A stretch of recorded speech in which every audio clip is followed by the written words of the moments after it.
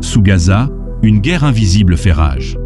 Malgré des bombardements massifs, le Hamas conserve ses forces grâce à un réseau de tunnels devenu un cauchemar pour Tsahal.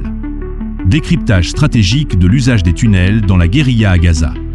Inspiré par le Viet Cong, ce réseau souterrain que ni bombardement ni napalm n'ont pu neutraliser pendant la guerre du Vietnam, servait de refuge de base logistique et de plateforme offensive. Après la guerre du Vietnam, les doctrines de guérilla et les techniques de guerre asymétriques se sont diffusées dans les cercles de résistance. L'Iran a intégré ces enseignements, perfectionnés par la force Al-Quds, pour former le Hamas dans la construction de ces tunnels militaires à Gaza.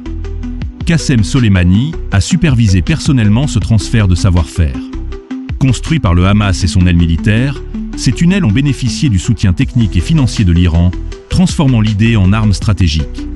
Le modèle des infrastructures souterraines développées par le Hamas a été adapté au terrain de Gaza, avec des tunnels creusés jusqu'à 70 mètres de profondeur.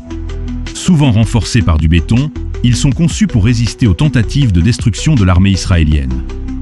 Ce réseau est aujourd'hui considéré comme l'un des plus sophistiqués au monde, pilier de la stratégie militaire palestinienne. Il permet au Hamas de mener une guerre d'usure face à une armée technologiquement supérieure. L'emploi tactique de ces tunnels, y compris contre les forces spéciales, a mis en échec le renseignement israélien. En 1 an et demi, Israël a largué une quantité d'explosifs 25 fois supérieure à celle de Dresde, sans percer le secret de ce réseau.